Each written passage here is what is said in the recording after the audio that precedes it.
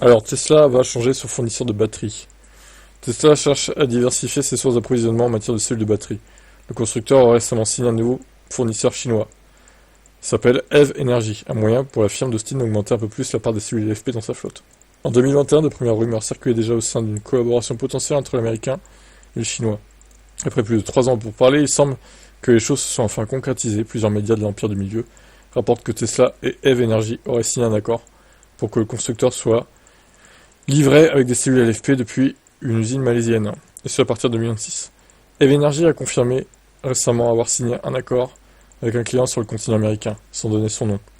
Ça fait plusieurs années que Tesla cherche à augmenter le pourcentage de cellules LFP dans sa flotte.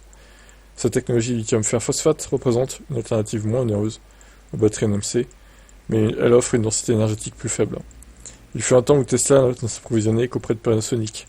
Le constructeur automobile a été le premier à utiliser des cellules cylindriques dans des véhicules électriques. Avant cela, elles étaient principalement utilisées dans des petits appareils électroniques, notamment pour les ordinateurs portables. Elles se sont depuis démocratisées et la plupart des fabricants en utilisent désormais pour équiper leurs packs. Aujourd'hui, ils ont des contrats avec les plus grands fabricants du monde, KTL, LG, BYD ou encore Samsung. Un petit nouveau rejoindra donc peut-être bientôt cette liste, EV Energy. Bon, ils ont prévu d'ouvrir une usine en Hongrie. Ils ont signé avec BM donc. Ok. Bah, à voir ce que ça donnera. C'est bien qu'ils se diversifient, que ce soit pas toujours le même fournisseur de toute façon. Ça fait aussi jouer la concurrence. Allez, je vous laisse commenter, ciao.